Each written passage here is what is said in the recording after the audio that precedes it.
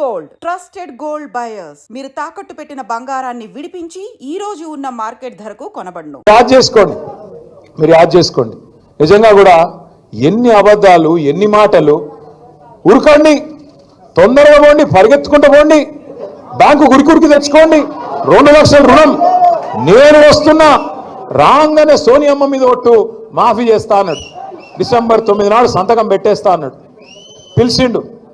పిలిచిండు bank వాళ్ళని పిలిచిండు. Bank వాళ్ళందరిని అడిగిండు, మరి 2 లక్షల దాకా రుణం మాఫీ చేయాలంటే ఎన్ని పైసలు అవుతాయి అని అడిగిండు. ఎన్ని పైసలు అయితే అంటే వాళ్ళు అన్నారు చాలా పైసలు అవుతాయి సార్ అని వాళ్ళు చెప్పారు. చాలా అంటే ఎంత అన్నాడు. దగ్గర 50,000 కోట్లు అవుతాయి సార్, కరెక్ట్గా చెప్పాలంటే 49,500 కోట్లు అవుతాయి సార్ అని చెప్పారు.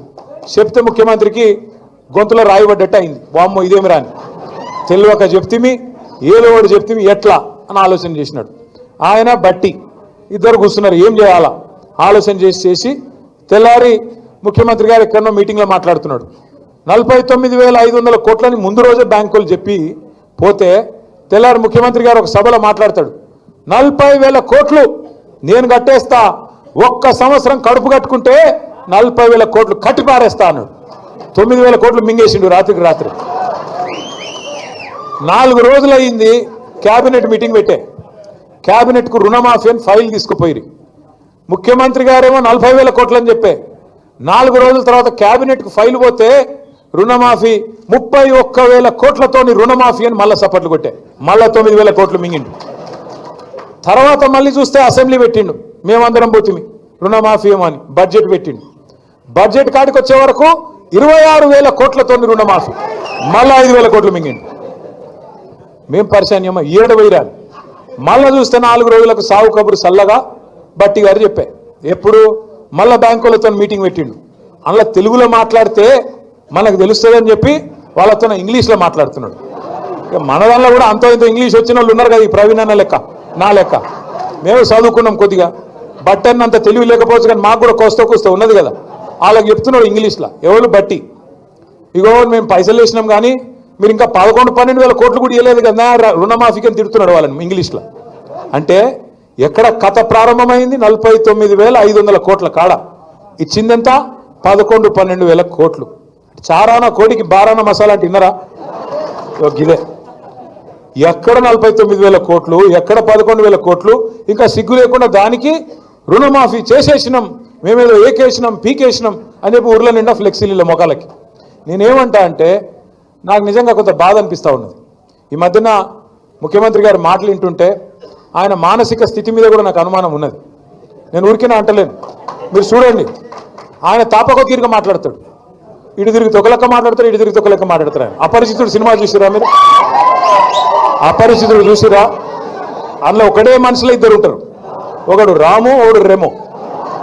వాడే ఇదంటాడు, వాడే అదంటాడు. ఎవడేందో మనకు అర్థం కాదు. వానికన్నా కనీసం జుట్టు ఉంటుండే, వీనికి అది కూడా లేదు. వీడు ఎప్పుడేం మాట్లాడతాడో తెలియదు. ఒక్క మాట మీరు ఆలోచన చేయండి. బయట ఏం చెప్తాడు రేవంత్ రెడ్డి? నన్ను ఎవరు నమ్ముతలేడు మార్కెట్లో, నేను ఢిల్లీకి పోతే అపాయింట్మెంట్లు ఇస్తలేరు, చెప్పులు ఎత్తుకపోతున్నామో అని అపాయింట్మెంట్లు ఇస్తలేరు. ఇది ఆయననే చెప్తాడు. మళ్ళీ అసెంబ్లీకి వస్తాడు, నేను 158,000 కోట్లు అప్పు చేసిన అని ఆయనే చెప్తాడు. మరి ఎవడు నిజమో? బయట అప్పు ఉడతలేడన్నోడు నిజమా, లేకపోతే సంవత్సరం లోపలే 158,000 కోట్లు అప్పు చేసినాడు నిజమా? చెప్పడు మనకు. అట్లే ఒక దిక్కేమో రాష్ట్రం దివాలా తీసింది అంటాడు రేవంత్ రెడ్డి, మళ్ళీ దిక్కు చూస్తేనేమో ఏడబడతాడు హోర్డింగ్లు తెలంగాణ రైజింగ్. తెలంగాణ రైజింగ్ అయితే మరి దివాలా ఎక్కడ తీసింది? దీనికి సమాధానం చెప్పడు. ఒకటి కాదు ఎన్నున్నాయంటే అంటాడు, ఏదో కాకతీయ తోరణం అది రాజుల చిహ్నం, రాచరిక పోకడా తీసిపారేయండి అన్నాడు. చార్మినారు రాజుల పోకడా తీసిపారేయండి అన్నాడు. మళ్ళీ చూస్తేనేమో సుందరాంగులు వస్తే అదే చార్మినార్ కాడికి తీసుకుపోయి ఫోటోలు తీస్తాడు. కేసీఆర్ ఆనవాళ్ళు లేకుండా చేస్తా అంటాడు ఒక దిక్కేమో. ఇంకో దిక్కు ఏం చేస్తాడు? యాదగిరిగుట్ట తీసుకుపోతాడు, సెక్రటేరియట్ తీసుకుపోతాడు, కేసీఆర్ కట్టిన కమాండ్ కంట్రోల్ సెంటర్ కాడికి తీసుకుపోతాడు. మళ్ళీ అదే దిక్కు, ఎందుకంటే అప్పుడు నిజాం కట్టిన చార్మినారు, తర్వాత మళ్ళీ కేసీఆర్ కట్టిన secretariat, command control centre, T hub, Yadagirigutta, Buddhavanam. మళ్ళీ కాంగ్రెస్ వాళ్ళు కట్టి పీకి పందిరేసిన ఏమైనా ఉన్నాయంటే మేమే బెబ్బెబ్బే ఏం చూపెట్టాలి మరి? అది బాధ రేవంత్ రెడ్డి గారిది. కానీ నాకు తెలియక అడుగుతా, ఇప్పుడు మీరు అందరు ఇక్కడ ఉన్నారు, ఇలా అప్పు లేనోడు ఎవడైనా ఉన్నాడా అన్న? లేనోళ్ళు శైలి అవటరు భయ ఎవరన్నా అప్పు లేనోడు నీకు అప్పు లేదా నేను అసెంబ్లీలో అడిగితే ఎవరు శైలి అవటలు ఎమ్మెల్యేలు అందరూ ఒక్కడు శైలి అవట్టిండు బట్టి విక్రమార్క ఇక మరి 20% 30% ఉన్నట్టున్నది అందుకే ఆయన ఒక్కడికి మాత్రం సేఫ్ ఉన్నాడు మిగతా వాళ్ళకి మాత్రం అప్పులు ఉన్నాయంట ఎందుకంటున్నా అంటే అప్పున్నా లోపల ఎన్ని కష్టాలున్నా కుటుంబాన్ని నడిపే కుటుంబ పెద్ద లోపల బనీన్ల పొక్కలున్నా ఏం చెప్తాం బయటికి మాత్రం కడక అంగి వేసుకొని నాకేమైందిరా కదా లోపల బనీన్ల పొక్కలున్నా బయటికి మాత్రం ఏం చెప్తాం నాకేమైందిరా నాకు ₹1,00,000 ఇస్తే తెల్లారి వరకు కడతా అంటాం అంతేనా కానీ ఎవడన్నా ముఖ్యమంత్రి అంటోడు నన్ను కోసుక తింటారు నాకు పైసలు లేవు ఎవడన్నా మాట్లాడతాడు అయితే నాకు అర్థం కాదు నా రాష్ట్రం ఎయిడ్స్ పేషెంట్ నా రాష్ట్రం క్యాన్సర్ పేషెంట్ ఎవడన్నా వస్తాడా నీ కాడికి ఎయిడ్స్ పేషెంట్ ఎవడన్నా ముట్టుకుంటాడా మరి గదే నేననేది ఇట్లా మాట్లాడేటోడు మన కర్మగాలి మన ముఖ్యమంత్రి అయి సచ్చింది నేనేమంటా అంటే దయచేసి ఇంకో 3 ఏళ్ళు ఈ దరిద్రం మనం అనుభవించాల్సిందే మనకు వేరే మార్గం లేదు మీ గద్వాలకు మార్గం ఉంది తొందరలో ఉప ఎన్నిక వస్తుంది మళ్ళా గులాబీ జెండా ఎగురుతుంది బరాబర్ గెలుస్తాం వాస్తవానికి శ్రీనివాస్ గౌడ్ గారు కరెక్ట్గా చెప్పినాడు వాళ్ళు ఎలక్షన్లు పెట్టడానికి భయపడుతున్నారు ఏడ ఎలక్షన్ పెడితే ఈ బలుగుతుందేమో ఏడ పదవి పోతుందేమో అని భయం అయితే బాగున్నది లోపల కానీ రేపు గట్టులో కానీ కేటీ దొడ్లో కానీ దరూర్లో కానీ ఏ మండల్లో కానీ రేపు కారు గుర్తు మీద ఎవరు నిలబడ్డా కారు 200 స్పీడ్తో ఉండాలి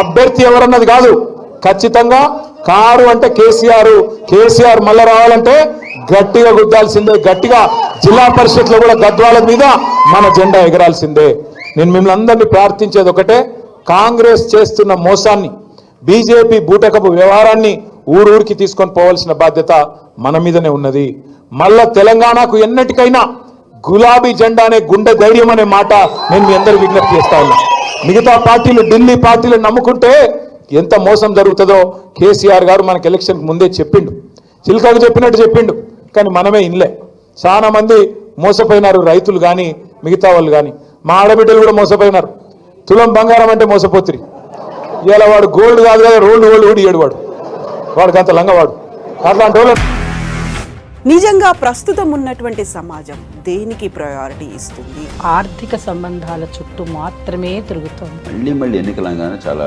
విరక్తి కలుగుతాను మంచి అనిపిస్తుంది కదా లేడీస్ కూడా ఛాలెంజింగ్ జాబ్స్ చేసినప్పుడు చాలా బాగుంటది ట్రాఫిక్ అసిస్టెంట్స్ గా నియమించిన ట్రాన్స్జెండర్స్ అందరితో సాల్యూట్ చేయించుకుంటున్నారు. ఫుడ్ డెలివరీ ఇవ్వటానికి వెళ్ళినటువంటి డెలివరీ బాయ్ అనిల్ పై కళ్ళ ముందు పెళ్ళండి కొట్టి